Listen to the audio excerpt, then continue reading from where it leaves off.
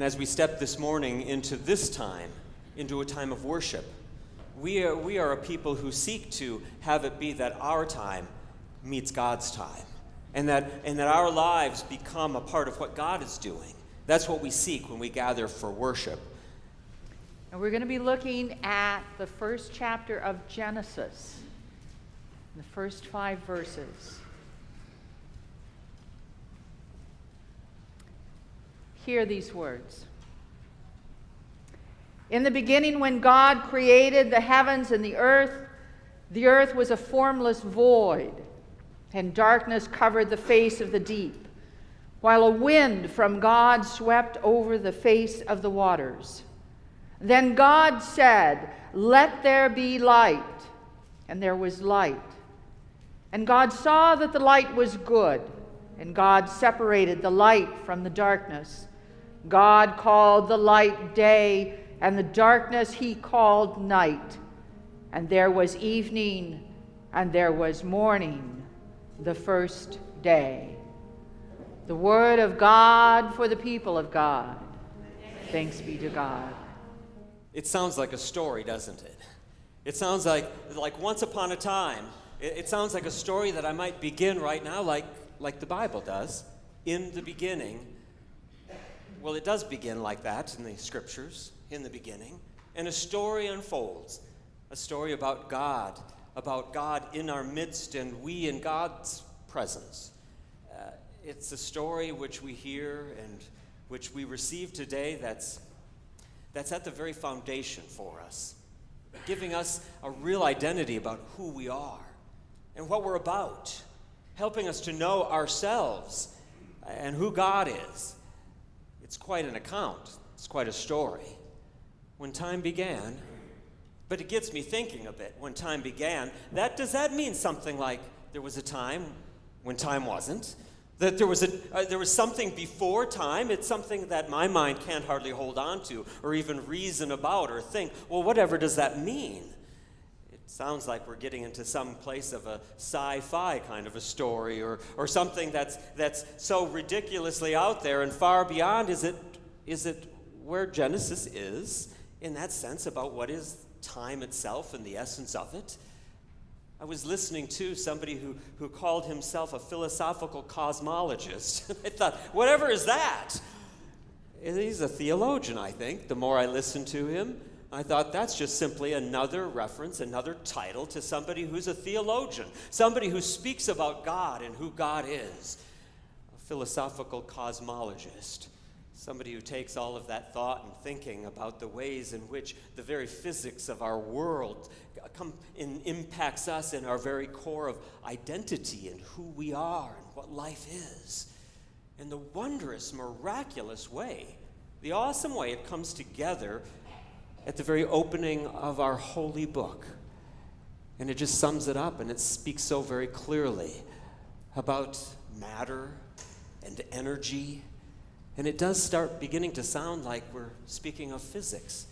And Einstein will suddenly appear and start talking about what is that? And, when I too was reading a bit about Albert Einstein and his understanding of time, he says, time is really just that way of talking about a relationship between the things, the fundamental elements of our creation, of matter, of energy, and the relationship that exists between them and the way that we can just talk about what that is and what it means to be a part of this creation.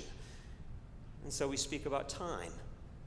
Time is that fundamental kind of a building block or that way that we speak about and who we are in this creation, in God's created order. The more I consider it and think about it and take a look at Genesis in that first chapter, the more wonder that it is. Because you can see within there that very creation of matter itself and of energy and light coming into this creation to make us who we are, what this is about. There's a wonder that's there, that the more we get inside of it, the deeper it seems to go. The more the wonder and the miracle and the beauty of it, of God's holy creation. And who am I in the very midst of that? we are to this day. It's echoed in the very hymns which our choir sang for us today. That Genesis reminds us that I'm just simply that we are all in the very hand of God. That God has us in hand and ushers us and carries us through this creation on purpose and with purpose, and to enjoy and to find our place in it, and to have this pleasure that's in it, that we live it out and find fulfillment and a pure goodness that's within this gift which God has given us, and we find our time within it. Our lives which have this really small, just of a blink in the spectrum of all of the time, that we are a part of it, that we are here and on this earth, that we are part of this earthly kind of a creation anyway, but then we will hear within Paul's writings about this wondrous way in which we are part of this scope of eternity too, the eternal nature of God, who steps outside of that realm of what we call time, because God is bigger than that. God is even bigger than this creation itself. Isn't it hard to hold into your mind and into your thinking and to try to express it and to put it into word? And thanks be to God for the gift of the Holy Word of Genesis chapter 1. In the beginning. And God lets us know that which is even something we can hardly put into expression and into word for ourselves. So you can see the beauty and that gift of life taking place right there in the story as it opens up. Here's another Einstein quote. Maybe you think it odd, I'm quoting Einstein today, but there were some matters in which this man was very much of a man of faith who struggled with how to then put faith and science into expressions. But I just appreciate the way that he said this about time. The only reason for time is so that everything doesn't happen at once. I like that. Something about that, I think, now that makes sense, doesn't it? Yeah. It's like, otherwise, everything would just be a jumbled mess and everything all just taking place, just happening all together and everything. And I think if that were the way it would be, that it's only God who could exist in that place and in that way, when everything happens all at once, in that timeless place. So God said, let there be light, let there be. And in that, we were given this gift of presence and of being in the midst of a timeliness where we are.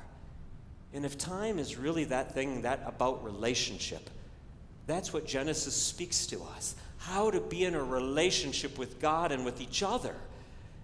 And the gift of time is that, isn't it? Isn't that how we speak of it when we say and try to build meaningful, significant relationships? It's about spending time together and with each other and with our God and being there with each other.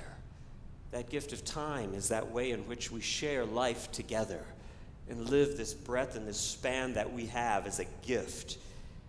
And we seek to live it faithfully, responsibly, as we are called to. And so we show up on a Sunday morning when it's drizzling outside and the heavens are raining upon us. And we come here in the midst of a sanctuary that there's a dimness of it today, just a quietness even, but here we are. Because we need to be a part of this holiness of God, a time of worship when it's almost as though maybe we pause on a Sunday morning, kind of like push the pause button for time itself, so that I'm not moving so quickly through life, but I pause here for this precious hour, we all do, and we take a moment out and step aside, outside of that time zone of earthliness and of worldliness and of our own hectic lives, and we just step outside of that time zone and into God's time zone, into God's timing for us. And we just push the pause button for a while, just to be present here and now, and to seek how God will bring new order to life, to our world, to our place of being. And we'll find new purpose and new meaning because we step out of that creation of human timing and into God's timing. Almost like there are two dimensions of that, two ways of being and relating there. But we all know that to be true Because each one of us find ourselves getting caught up in our own time, in our own world, in our own rush, in our own harried lives. And we find ourselves just being swept away with that too often. So we show here on a Sunday morning. And we just find that new timing. Getting into a new rhythm of life. That, as we spoke last week, of that step in time. But not mine, not yours, but God's time. Stepping into God's holy timing, and here we are. We can certainly kind of feel like this gets into a deep kind of a thinking and a philosophical kind of a thinking, and it kind of makes our heads whir and spin after a while. The more we think about it, like that way of eternity and the way of endlessness of space and such, it can expand us so far that the human mind and spirit can't hold it. But that's the beauty of it too. The holy mystery that we gather before. So we speak and we share of it now, knowing of the limits of our thinking and the limits of our being able to talk about that which is holy and of God.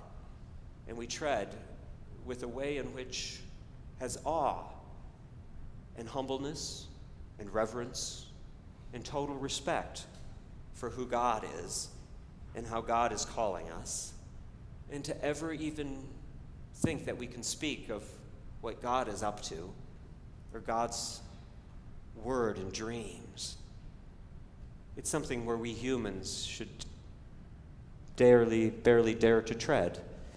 But we go there knowing that there's this sense of holiness that draws us into it and causes us to just have a relationship with, and to try our best to put it into expression. This is when sometimes we can feel, and it seems like time in the world sometimes even can come back on itself. You know, how is it for time? Is it that time is this direct, straight line of a sense in which we wake up in the morning and the clock begins to tick, and it goes 1 second and then a minute and an hour, and the day is gone, and all of a sudden we blink, the next week is here, and a month is gone, and year after year, it seems like it picks up speed, and it's this linear way of a projection, and we just are like a space rocket that just takes us out, and it's like a blink and a flash of an eye. But then others think of time not being that linear fashion, but being this way of a circular thing in which time kind of has this, and history has this way of repeating and cycling. It's kind of like what is expressed in the circle of life. But then others say it's this combination of the two, of a spiral that just keeps on moving and moving, but always has a direction to it. How is it for us? I mean, what is that? Where are you in the time, in the spectrum of time, in God's timing, and thinking about it, contemplating it? Maybe it does cause us to have some flashbacks now and then. If time is that circular way in which sometimes we find ourselves in fashion, repeating things that were a fashion decades ago, and suddenly they reappear and they're a part of, or songs that once were suddenly come and they're classic and they're eternal in a way, and they are always a part of us, or they're reborn again, and things have their cycle of being reborn, a rebirth that happens. That's the cycle of life itself, and of the time that we're spending in and is a part of. But being a part of God's rebirthing is how we see and what's important as a part of it. He's got the